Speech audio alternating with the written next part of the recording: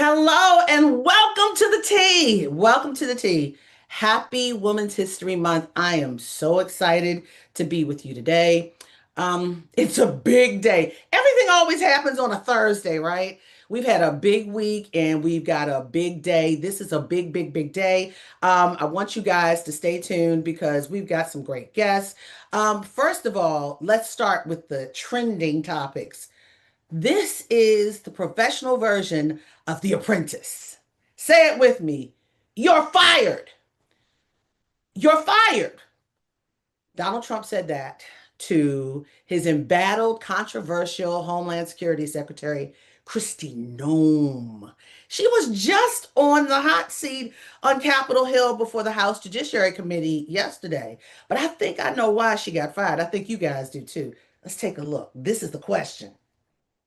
My time, I would like to enter into the record some articles, and I'm asking for unanimous consent. Noem tightens her grip on DHS. Lewandowski fired FEMA admin. Without objection. Okay. The next one is Kristi Noem secretly took a cut of political donations from ProPublica. Without objection. Kristi Noem fires pilot over a blanket, but is forced to reinstate him to fly home. Wall Street Journal. Without objection. Lewandowski taking out trash at Noem's D.C. home. Daily Beast. Without objection. Barbie's mile-high privacy chamber with alleged lover exposed. Wall Street Journal. How Corey Lewandowski became Kristi Noem's gatekeeper at DHS. Without objection. A pilot fired over Kristi Noem's missing blanket and the constant chaos inside DHS. Wall Street Journal. Police charge Trump campaign manager with assault. PBS News. Without objection. Woman who accused Corey Lewandowski of assault speaks out. I don't want this to happen to anyone else. CBS News. Lewandowski's firm quietly inked deal with Venezuela-owned company Politico. Without objection. List of U.S. cities raising security amid Iran conflict. Newsweek. Without objection. Kristi Noem, I have a few more, I'm sorry. Kristi Noem misled Congress yesterday about top aides' role in DHS contracts. Without objection. Policy number 10271 from ICE.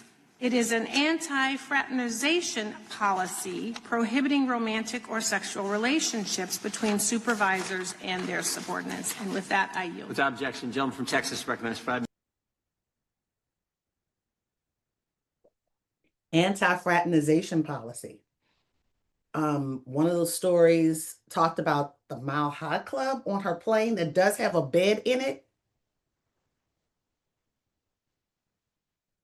Whew. This is, I don't think, well, for today, I don't think any of the Housewives shows can top this. But again, Kristi Noem, the woman who has been at the center of all of this issue with ICE patrols, she is now fired. She's now fired. And guess who is going to take her place? This is a one-word, first name is all one word. Markwayne Mullin, senator from Oklahoma, will take her place. Kristi Noem, we bid you adieu. Democrats have a win. Now let's see how this plays out still with this partial government shutdown. They've been complaining about Kristi Noem. Girl, they said bye.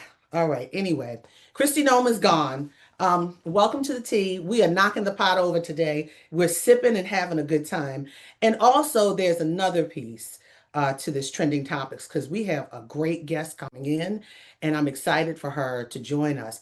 The next piece, we had our first midterm election group of primaries, 3 of them, North Carolina, Arkansas, and also in Texas. How can I forget Texas?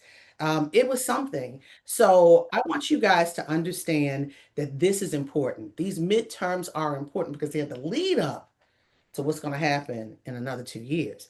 But this is what we should expect, according to Terrance Woodbury of HIT Strategies, when it comes to this midterm election cycle. Take a look.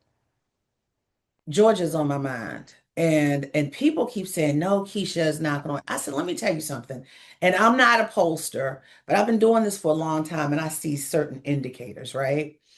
You've got white farmers in rural areas in this nation, in red states, that are disenfranchised, that are upset, that are hurting. Their pocket is hurting. They've been turned on. Their soy is not being sold to China. Their meat is being challenged by other countries, and they're not getting the profits that they used to. And that's just white farmers. That's Not right. even talking about black farmers. And in places like Georgia, where farming is a top industry, does Keisha Lance Bottoms have a chance? Because I, people are very upset. what I often have to remind people is the electability argument is just depending on who you consider the swing voter, right? Mm, If the swing voter that you are going after are white suburban women who have mm, voted for Trump 3 times, majority of white suburban women have voted for Trump 3 times now, as opposed to the swing voter that Trump did a little bit better with men of color and a little bit better with young people and a little bit better with young black men, right? Those were the swing voters that mm. Trump was improving his margins on by 3 or 4 or 5% over the last 2 cycles. Well, that is the swing voter that a candidate like Jasmine Crockett and Keisha Lance Bottoms appeals to. They appeal to those young voters of color that have been splintering from the Democratic coalition. They appeal to men of color that have been splintering from the Democratic coalition. I mean, think about it. Stacey Abrams, a black woman, did the unthinkable when people discounted her. That's right. She made Georgia, she turned that blood red state, turned it blue, right? That's right. So the bottom line is, I think Georgia is on the precipice. North Carolina is now purple, right? Or is it purple, or is it still kind of a shade of red that has a lot of blue popping through it? What Yeah, is it? look, the South is getting real purple. I tell the folks all the time, the South are not red states. They're just a bunch of oppressed states. It's more Oh, black. I like Listen, that. listen. Think about it, April. And across the South, you have states that have the largest black eligible voting population in places like Mississippi, Louisiana, but they also have the lowest black turnout. That's not a And the highest coincidence. number of black folks are in the southeast in That's this right. nation. That's right. That's You have crazy. more, the highest rate of eligible black voters in any state in America is North Carolina and Louisiana. Top two. They also have the lowest black turnout. Those coincidences, Crazy. those ain't coincidences, that's oppression. Mm. Those are not coincidences. That's oppression. Woo! I'm telling you guys, pull your family, your friends, everybody, people down the street, everybody, pull everybody into this conversation because this is about you. It impacts you. We've got a next guest coming on very soon who I am just honored to have on. You'll see that person soon, but call your cousins, call your aunts and them, as they say, in them, and your neighbors. Bring everybody in because this conversation is a conversation you need to hear. Now, remember, the contrarian and the T will keep you up to date on all of these midterm elections. Mississippi is next Tuesday. Primary elections, Mississippi next Tuesday, then Illinois on the 17th of March, okay? So the primaries are coming one by one. But I want you to remember, I don't want you to get stuck like I did. I did not know that my polling place changed, right? Make sure you know redistricting has happened. Make sure you know your polling place because that was an issue in Texas. This ain't Texas, but it happened, okay? Make sure you know your polling place before your time is to go to the polls for the primary, okay? We need you to vote. We need you to speak through your vote. We need to hear you, okay? Now, I want to welcome someone who I've admired for her courage. I think she is a bad sister. Yes, she is. She's smiling and laughing, but she's a bad sister, and I wish her, she's my first Women's History Month guest. She's somebody, guys, bring those people in because she's getting ready to knock the pot over. She doesn't have her, I don't see her with her cup, but we're going to knock the pot over today. Her name happens to be Mary Trump. Yes, the one and only Mary Trump. Mary Trump, thank you for coming to the tea, sipping tea with me and knocking the pot over. I know you're going to knock the pot over. Look at her laughing. Oh boy, we can't hear you. Guys, we got it. We can't hear Mary. Mary, unmute. Unmute, Mary. There you go. I'm a professional. April, Sarah, you're making me blush. It is so wonderful to be here with you, and the honor is truly all mine. I have admired you and your work for a long time, and just to be able to hang out with you is incredibly cool. So thank you. Oh, we're gonna hang, my dear sister. We're gonna hang.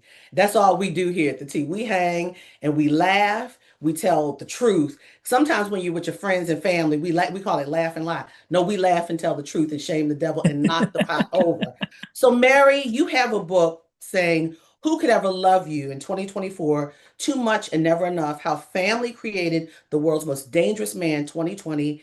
And then you have two other books in this moment. And let's be clear, you have been ostracized by your family for telling the truth. If you don't know, she's related to the president of the United States, and she calls him by his first name, and probably some other stuff too, but that's a whole nother thing. So talk to us first. Let's talk about that piece right there.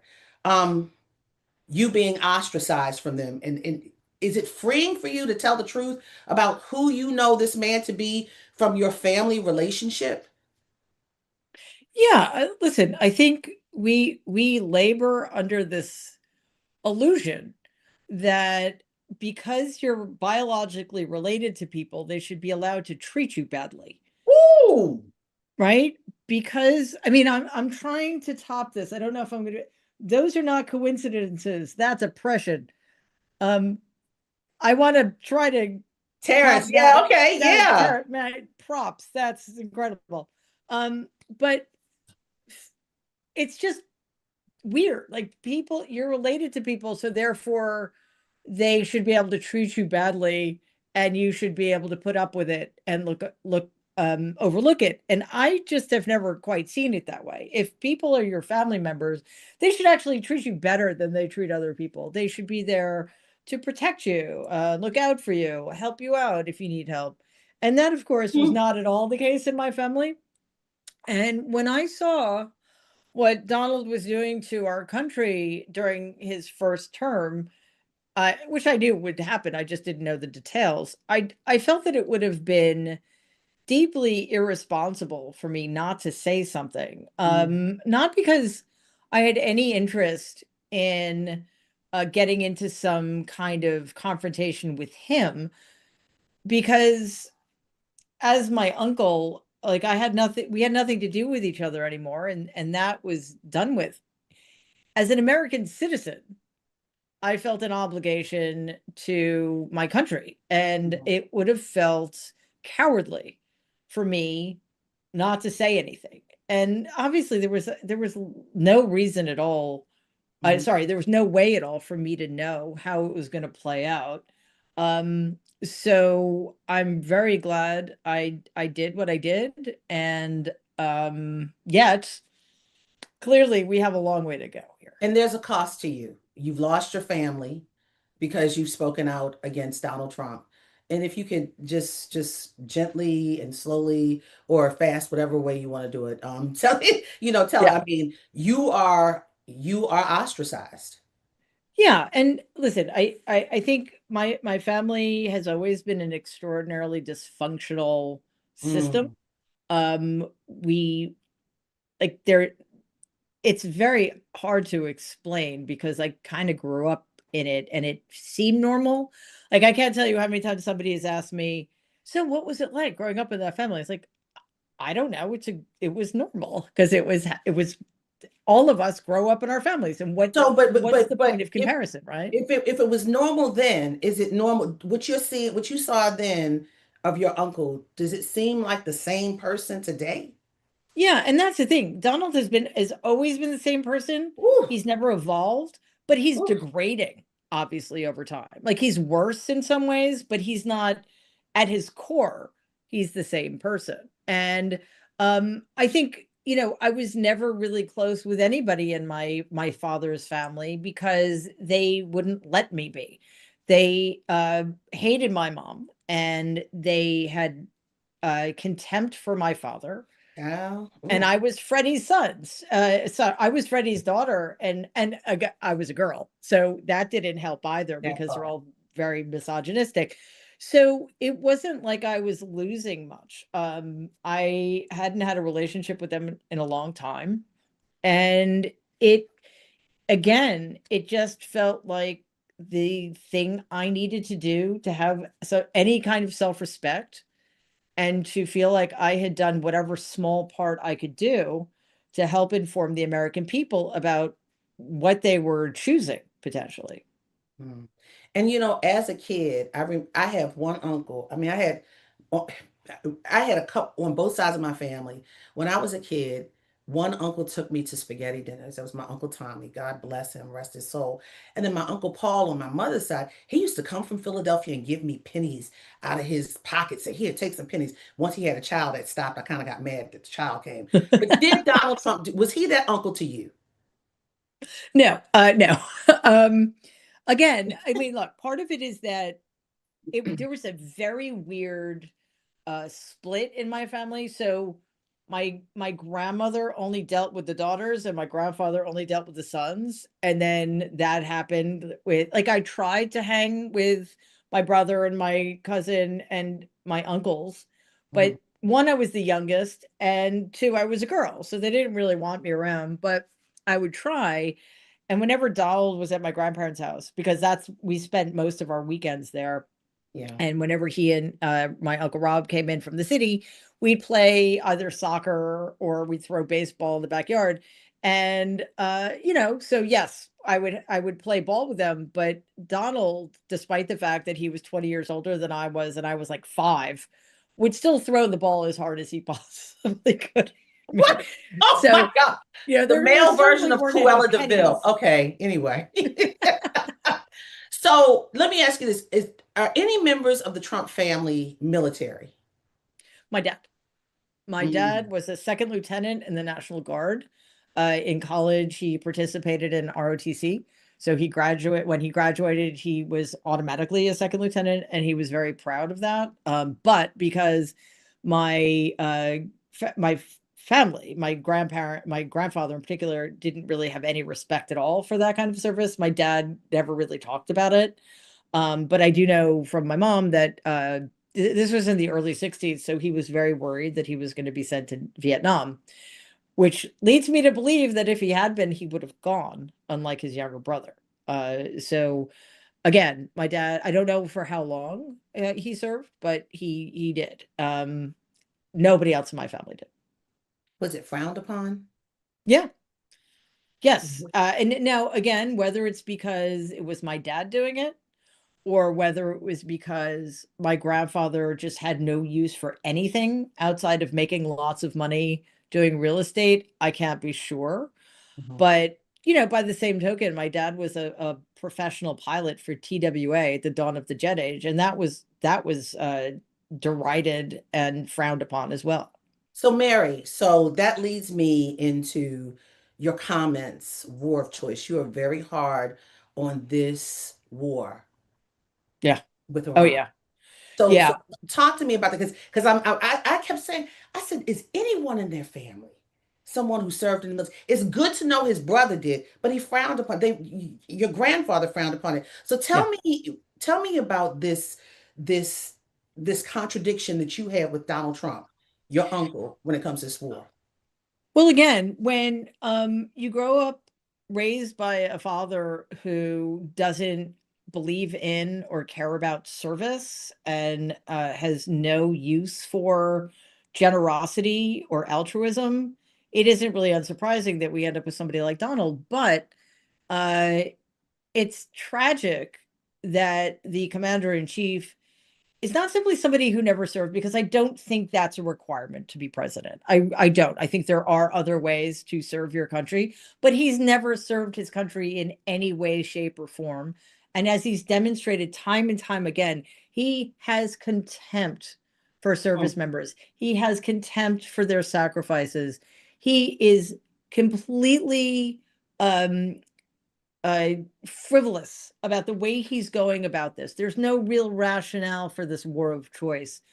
He had nothing meaningful or comforting to say after we lost 6 service members over the weekend, and 4 of them were returned to the airbase this morning, and not one person from the Trump regime was there to greet the remains. Not Donald, not the vice president, not the secretary of defense, nobody. And that is such a disgrace. It sends such a horrific message because not only can he not tell us why we are sacrificing blood and treasure, he's not going to do anything to help us get through it when we lose our own soldiers. He is an utter disgrace. Mary, I'm so glad you brought that up because I had the honor to witness the most solemn moment ever in my life at Andrews Air Force Base, the peaceful transfer of remains after Benghazi. Colin Powell was there, Hillary Clinton was there, Susan Rice was there, everyone was there. It was my pool day, and we didn't know where we were going or what was happening. And it happened. It was Right. the most, I get chills thinking about it. You Yeah. serve your country, and when you lose, there's no greater offering than to serve your country and then to die for your country. And Yeah. then for a president and his staff and others from other administrations and other parties across the aisle to come and say thank you. Yeah. And then this president, y'all, I'm done. Oh, Well, and what's worse is that in announcing the loss of life because of his choices and his decisions, he literally said, well, we'll lose more people. That's the way it is. Oh, really? Is it? He has no sense of what sacrifice means, no sense of solemnity, and he's more interested in his gold drapes and his obscenely expensive ballroom than he is about the well-being of our soldiers. no, and a new statue in the Rose Garden and all. I Yes. mean, you've got SNAP benefits that are on hold or they're trying to figure that out. People are still paying costly amounts for health insurance, and he's up here tearing down stuff, building up stuff. I mean, people are hurting. And it's Yeah. again, it's let them eat cake. And I keep saying this is Marie Antoinette. He is the male version of Marie Antoinette. Let's just put a gown on him and put him back in that time. You know, it's he's thumbing his nose at it. It feels like he doesn't care. Was this the attitude in your family? Did they look at? I mean, I know about the C's for coloreds on Yeah. the housing applications and all this other stuff, with the Central Park Five, now the exonerated five. But Right. was this the attitude in your family? Yeah. They were, to a person, deeply racist and misogynistic and probably homophobic, but it wasn't really discussed back then. And my grandfather in particular was a very selfish, cheap person. Mhm, So this is somebody who benefited enormously from government contracts, mhm, hundreds of millions of dollars in government contracts, and yet did everything in his power to avoid paying taxes mm. because nobody else deserved anything. And this is one of the many problems of having put into power a guy who thinks that money is more important than everything else. Because in my family, money stood in for everything. Mm. And literally, it was the only currency. It mattered more than love or affection or respect. And when that's the way you live your life, you you look at everything as a zero-sum game. The more I have, the less you have, so I'm better. I am literally and metaphorically worth more. If I give you something, then I'm worth less. And that is how Donald Trump treats the United States Treasury, as if it were his. His So pocketbook. That's right. his Plundering pocketbook. through So it. yeah. So if you stop funding USAID, then somehow, like, he's saving money. Meanwhile, in addition to leading to the completely avoidable deaths of 700,000 people, including 400,000 children, you're Mhm. also taking money away from American farmers because USAID paid American farmers to send their goods overseas to prevent That's people from right. starving to death. Come Yes. on. So, That's right. yeah, Preach it, Mary Trump. Come on. The worship yeah, service of Mary Trump. Come on. Before I let you go, and I'm so thankful that you're here. You don't know. I've been enamored with you since you first started speaking out. That's hard. And I mean, we all have family dynamics. Trust me, I do too. But to do this so publicly against the President of the United States and at a cost. I'm just so thankful for you. And I want you to hear what some of the people are saying. Someone said humanity first. Tamara says if the Nazis talked about owning the libs, then MAGA probably would support it. Omar said, sadly, most American voters did not listen to you in 2024, Mary. Sue says, I'm a white grandma here to keep supporting by thanking and joining Black women in organizations that for decades have shown up to fight for our rights, rights which now we battle and restore and constitutionalize. Lori says, Lori says, my family was also toxic, but once they dug their heels into MAGA, I discarded them from my life. Final straw for me was my sister defending her right to fly the Confederate flag. Ooh, and then she said in all caps, bye. Yeah, we Yeah. said bye. Yeah. Yeah, that's yeah. So, I mean, what do you say to these comments? I agree with all of them. I mean, there are lines that we need to draw. There are things that we need to recognize are utterly unacceptable, even if they're coming from family members that we love and care about, because we're human beings, and we cannot allow people, even maybe especially our family, to think that it's okay to be so hateful, to be so narrow-minded, to be so limited in our ability to care for other people. It's going to degrade all of us. It's poisoning this country. Mhm. And I think our way forward, if we are going to have a shot at rehabilitating ourselves, is to dig deep into kindness and compassion and empathy, because those things now are being they're being devalued by the people in charge, and it's not landing us in a good place. So we need to take all of that back and hope that it's going to see us through to better times. Barbara R says, thank you, Mary Trump, for speaking out against hate. And also, I want to ask you really fast, what do you think about Noam? You talked about the misogyny. Kristi Noem does not look like she used to. She looked like she went through the Trump factory machine and came Yeah. out looking like, like Yeah. they all look. Like they all Um, look. yeah, like they all look. It's the same look. Yeah. Um, what do you think about him saying goodbye to her, even though she may be at the end of the month, he finally let go? I mean, it's a win for Democrats. I mean, don't get me wrong, she's horrible, but he's replacing her, or he's trying to replace her with Markwayne Mullin, who will be less obviously awful, but still do whatever he's told. So I don't necessarily think that it's going to end well for us. And also, the reason she was fired isn't because under her watch, ICE agents murdered American citizens on American soil. Donald likes that. It's because she was putting the spotlight on her. And I think also she didn't act like Pam Bondi in the hearing yesterday.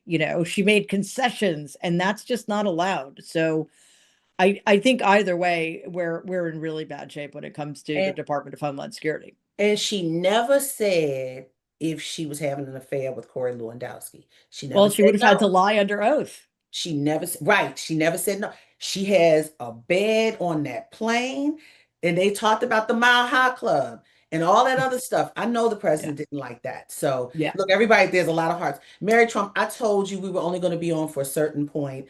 I Yes. thank you because we got I know another I could guest talk to you coming. all day, but we'll do this again for sure. Yeah, I would love to. People are giving you so many hearts. They are loving Oh, you. We that's awesome. appreciate it. And you get love over here. Don't worry about the family. I'll have you over for Thanksgiving turkey, for Christmas dinner. We can watch Santa Claus. I got you, sis. I got Sounds amazing. April, you are so wonderful. I just love hanging out with you. So thank you so much for everything you do, because you too have been through it and have sacrificed and have exercised journalism in such a professional, profound way that more people should be emulating. So thank you for your courage. thank you, Mary Trump, that you have brightened my whole Women's History Month. You brighten my year. I'm getting chills. Yay.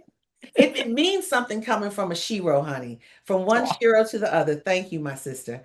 Thank you, Mary thank you. Trump. I'll talk to you soon. All Thank right. Take you. care. Thanks, everybody. Thanks. Bye. Guys, that was the great Mary Trump. Mary Trump. Mary Trump. Mary Trump. Mary Trump. I'm so honored to have had her on the show. Man, that was wonderful. We're going to get her back soon. Y'all are just giving hearts. It's just amazing. Now, back on Kristi Noem, and this is from the chat. Nancy says, good riddance! Exclamation, exclamation, exclamation. Ira says, couldn't have happened to a nicer piece of trash. Oh, gosh. I need to proofread and reread these statements before I go to air. Linda says, dogs around the world are celebrating! Exclamation point. Oh, my gosh. That's true. That's true. She did write in her book that she killed her dog. And as my dog,